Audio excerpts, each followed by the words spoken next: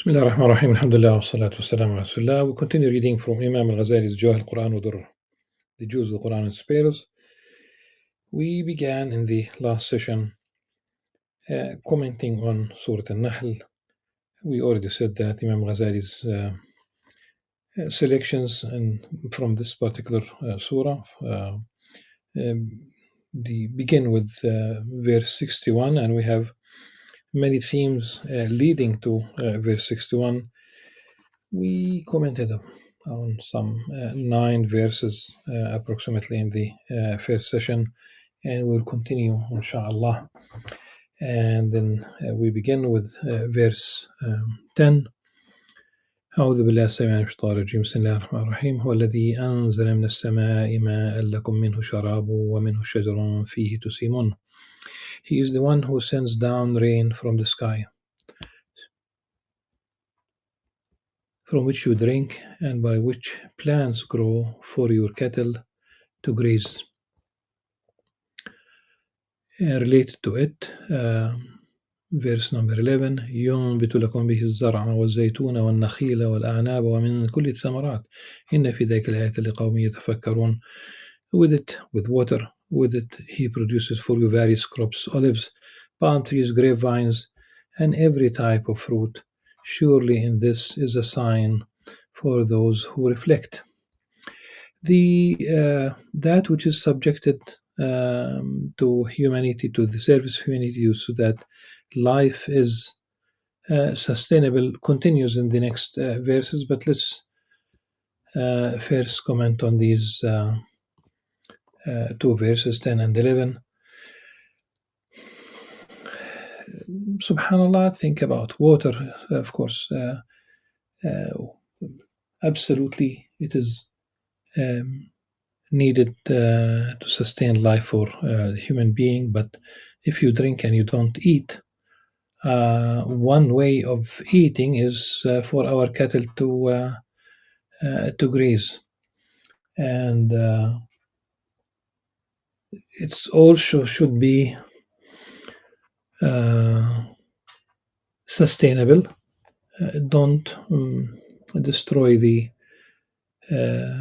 rainforest to create more land for grazing, so that more meat will be produced, and it's an industry. And open burning in Southeast Asia, they destroy the rainforest not for grazing, but for it is done with open burning so that they could plant more oil palm trees. And with this same water, you have all these various crops, zara. It could be the appropriate grain.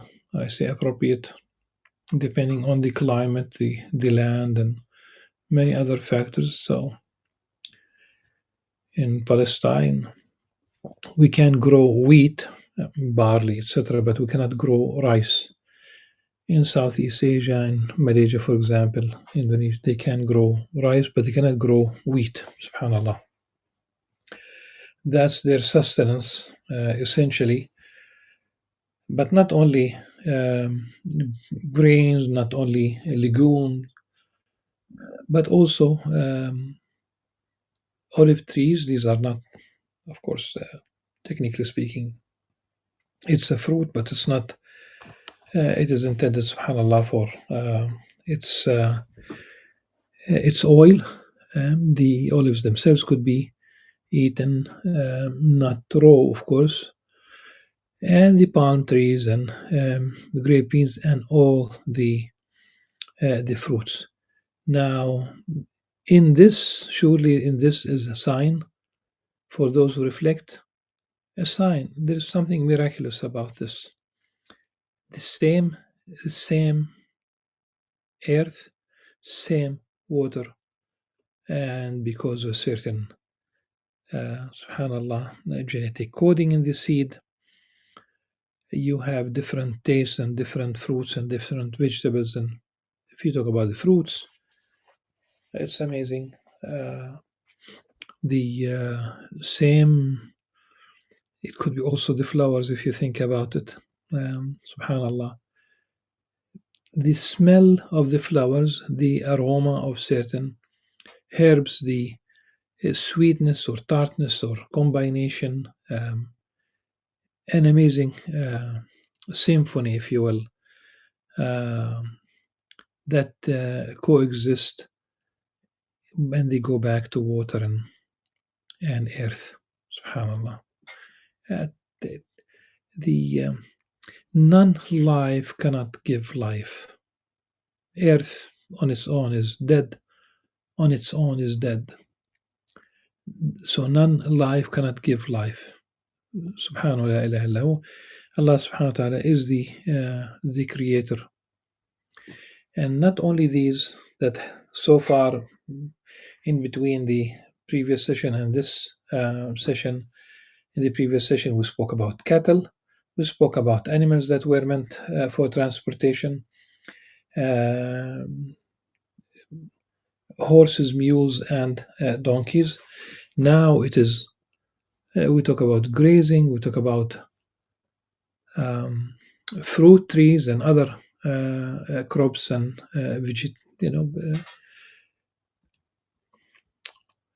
vegetation. Now we have at least three areas of that have been subjected to the service of humanity. Though in verse it begins with verse 12, but verse 13 it goes back to that which is before, that Allah subhanahu wa ta'ala subjected for us the various colors. Surely in this sign again, something miraculous about this. Here we talk about the different creatures. ذرأ خلق,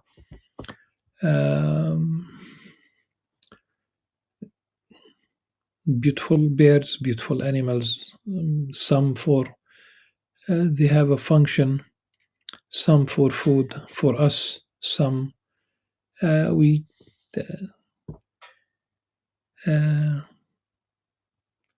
some they are not intended for food. Subhanallah.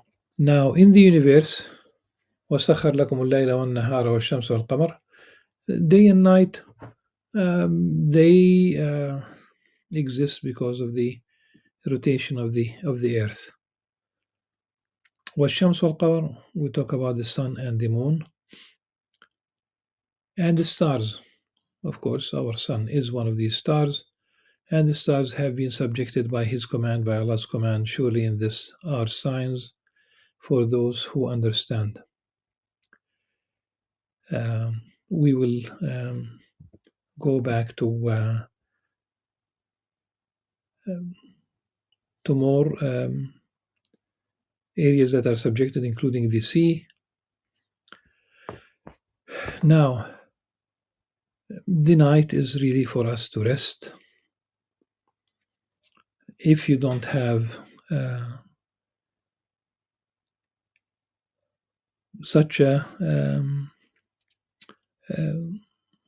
if you don't rest, if you don't sleep, you are going to be tired. That's a long story. How is the sun being at our service subjected to us, for example, just as an example, or the stars, والنجوم, and the moon? Okay. The sun, the moon, the crescents, لتعلم عدد السنين والحساب, so that you will know the time, to keep time.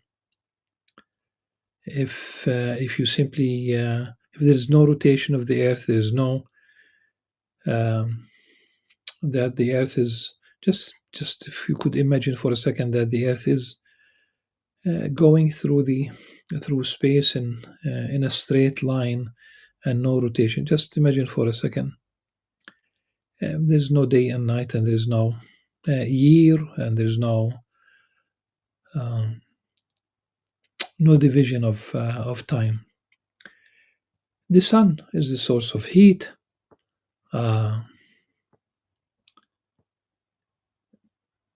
no sun, then like the theory that dinosaurs were killed when either because of volcanic eruptions or whatever. So there was enough smoke to block uh, the uh, the sun rays, and as such, there's no vegetation, or at least it'd be very difficult to sustain these large animals. Subhanallah. For the stars, when we talk about stars, how are we going to use stars? That's how people traveled in the past. Okay, you might say today we have GPS and what have you. Um, just think about what happens when we have storms in the magnetic storms and flares coming from the sun, and these they do knock out the electronics and they disrupt radio communication, and these are so one pilot was asked, what do you do in such a case? He said, we go back to the old maps of the sky. This, we talk about if something happens at night. During the day, you might be able, of course, to see the land and know by experience your way. At night, he said, you just go back to reading the map of the sky, the stars, to find their way. There could be other things as well, but this is really about the stars. We are not going to go to any other star. As humanity went to the moon, there might be a chance to go to Mars. But how many people, if they make it, how many people will make it? 1 in a billion. That will be eight persons. If by the time they are ready, by the year 2050, we might become 10 billion, though demographically, there are many societies that they cannot reproduce themselves demographically. And even part of the Middle East, talk about Arab and Muslim countries, we thought that we are immune to this phenomenon because of culture, because of religion. No, our numbers, it's a different way of life. But assuming out of the 8 billion people, if one makes it out of a billion, it's not going to save humanity at all. This is home, this is earth, and we better take care of it. And what Allah subhanahu wa ta'ala created for us in the earth, that's also subjected for us to serve us. And we talk about the different creatures. Some we understand their role, some we might not understand their role in the ecosystem, and also what is also subjected for us, the sea. وهو الذي سخر البحر لتأكلوا منه لحما طريا وتستخرجوا منه حلية تلبسونها وترى الفلك مواخر فيه وتبتغوا من فضله ولعلكم تشكرون. And he is the one who has subjected the sea. So from it, you may eat tender seafood and extract ornaments to wear, the pearls, really, and maybe other things. And you see the ships plowing their way through it, sailing, so you may seek His bounty and give thanks. And Allah subhanahu wa ta'ala established, placed into the earth firm mountains. And we have mentioned this before, the language rawasiya, like mirsa, we talk about anchors, pegs, also أوتادا. وألقى في الأرض رواسي أن تميد بكم وأنهارا وسبلا لعلكم تهتدون. So these mountains, the function is so that the earth, the crust will not move really in a way that we cannot really sustain life. These tectonic plates do not move in general. When they move, you know that sometimes earthquakes, massive earthquakes, do take place. We have earthquakes all the time practically, but they are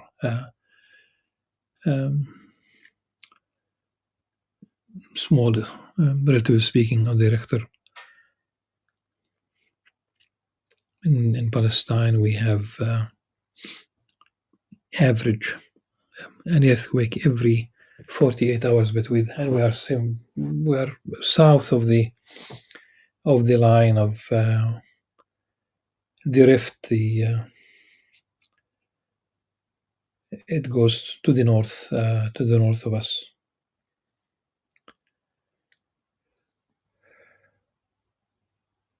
وعلامات وبالنجم هم يهتدون.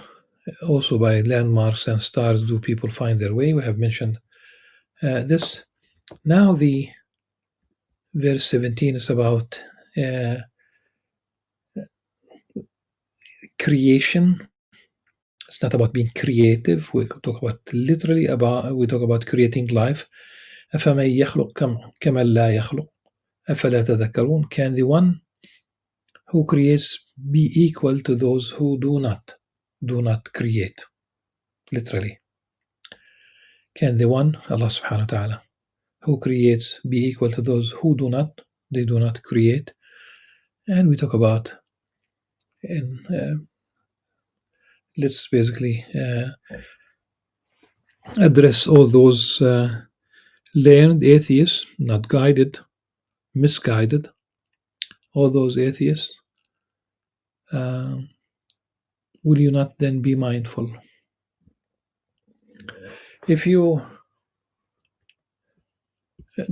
don't be misled by those who speak about scientists, if they use language about creating life, no, they didn't. Did they create the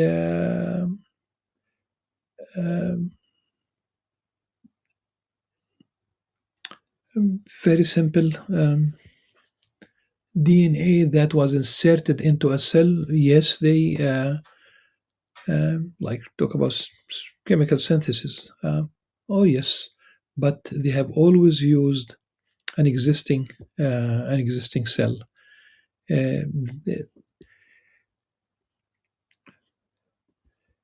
It's just like that component, that simple cell. They have not been able to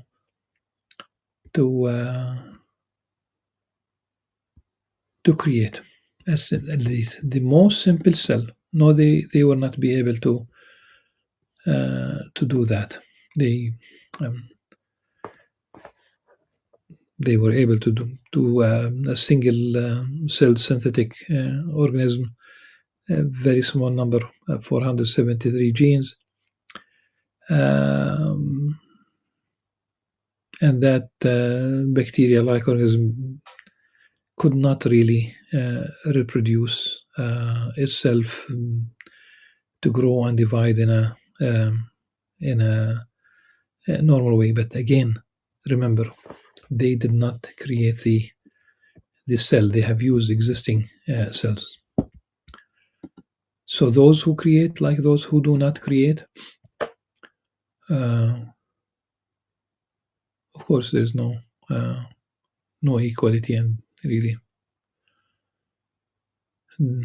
to my knowledge, there is a society of scientists. Of course, we talk about more generations.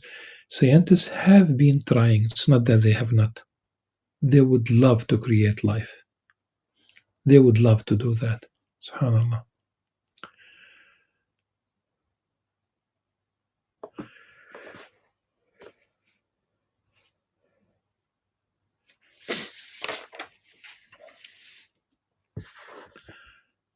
In fact, والذين يدعون من دون الله لا يخلقون شيئا وهم يخلقون. As for those idols, I mean, the human being with 86 billion neurons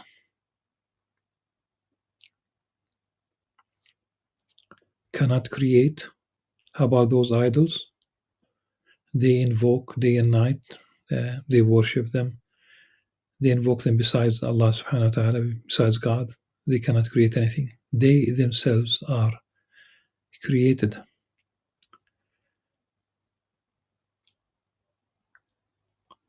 They are dead.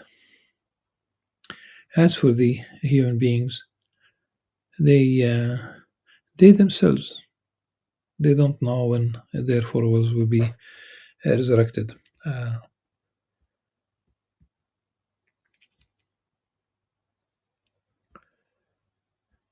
They cannot create. This is the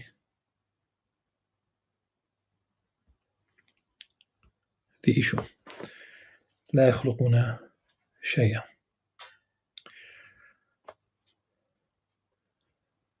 As for the act of creation,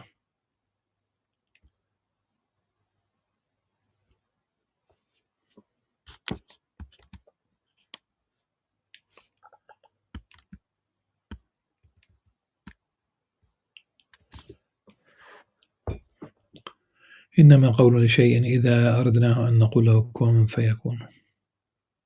Verse 40. If we ever will something, divine will, to exist, all we say is be, and it is. This is the divine command, this is the divine decree.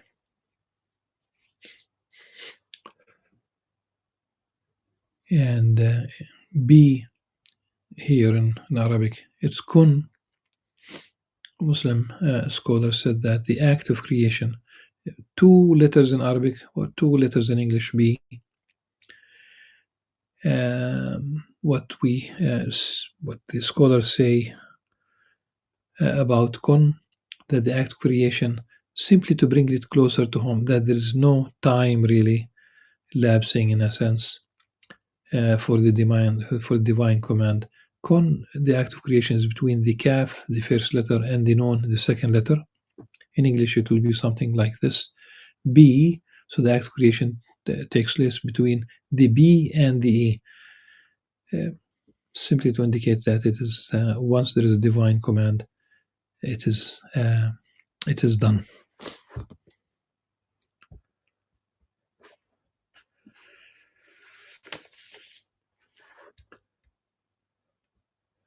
The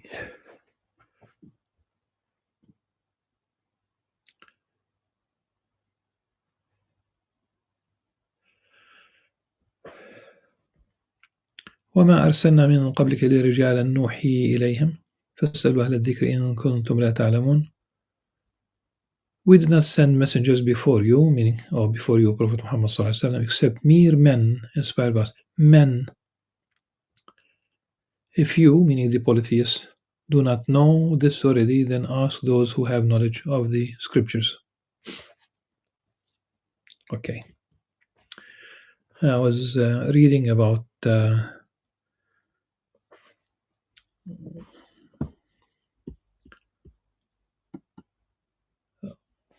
sometimes they call them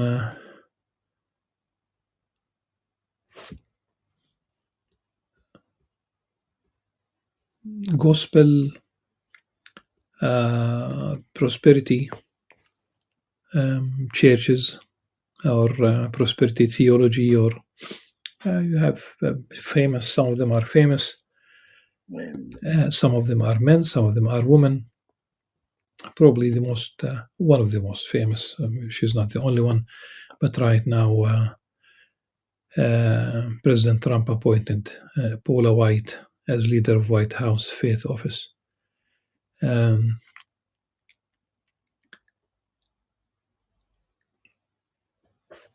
is talk amongst those people. They describe these women. Sometimes they might say she's a prophetess, not about Paula in particular. She has been described as a heretic by Christians, because also she said that God needed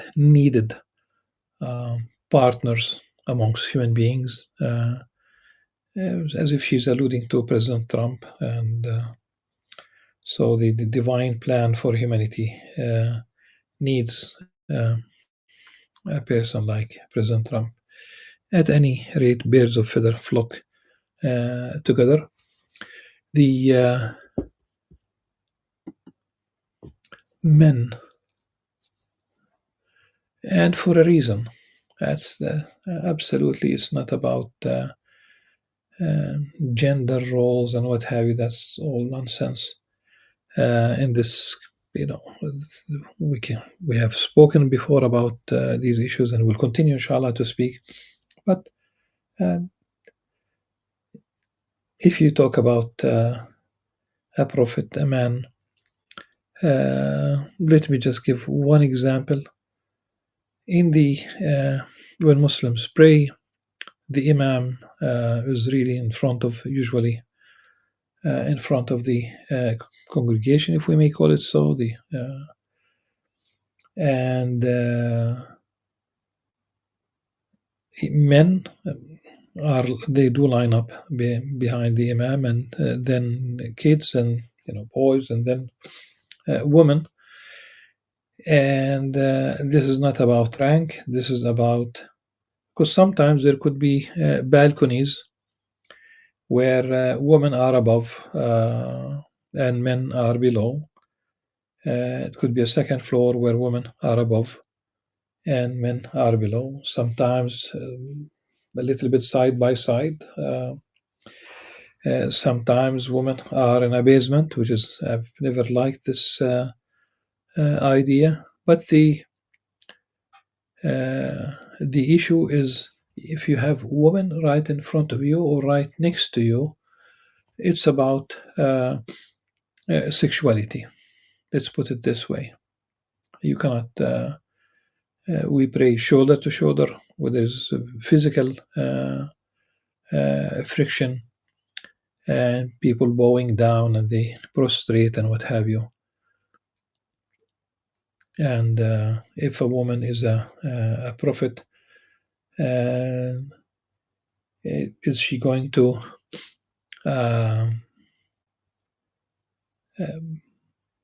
remain celibate so that she will not be pregnant? And if she becomes pregnant at a later stage, is she going to take time out as a prophetess until she delivers, until the baby becomes big enough, or what is the case?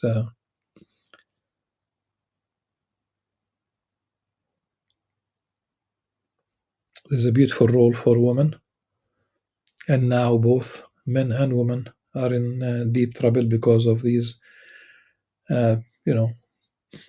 Men are not living up to their role, and women are sometimes they chase certain levels of masculinity, which is definitely is not in their favor.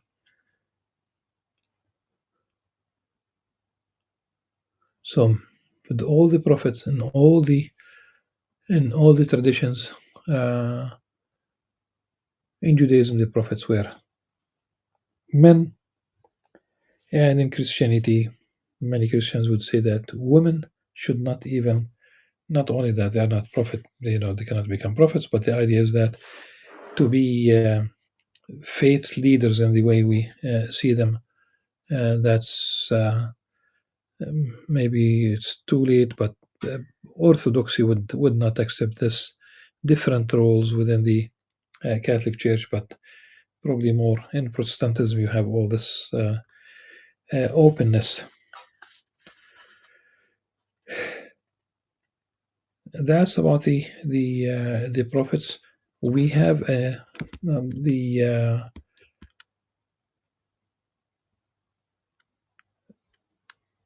in the Jahiliyyah, in the age of ignorance, the pre-Islamic Arabs, they have attributed. They spoke about the angels as daughters. So they attributed daughters to Allah subhanahu wa ta'ala. So for them, they could have sons, also daughters, but not Allah subhanahu wa ta'ala. Of course, angels are not, they are neither um, male nor female. Okay, they have no. Uh, they are created. They do not procreate. Um, there is no gender, if you will. They have absolutely no lust for anything, uh, nothing, and subhanallah.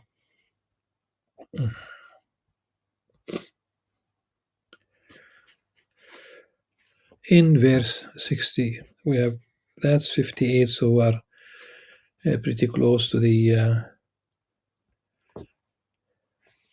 to verse 61, but we still have, in terms of those same people who attributed girls, daughters to Allah subhanahu wa ta'ala, they would not tolerate having girls.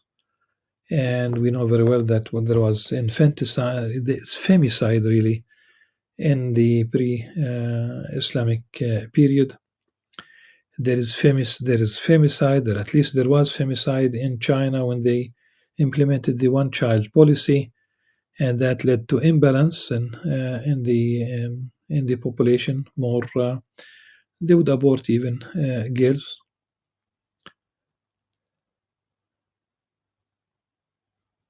Subhanallah. Both. Just think about it, and we will conclude with this, with the hope, inshallah, that we'll start with verse 61 in the next session. Remember that in terms of material wealth, some men will be and are better than others. Material wealth, the same thing in terms of spirituality. And so men better than men, and men better than women. And the same thing, there are some women who are, so some men are better than some men. Now, some women are better than some women, and some women are better than some men. In terms of whether it's material wealth or spirituality or whatever Allah subhanahu wa ta'ala bestows on them. SubhanAllah.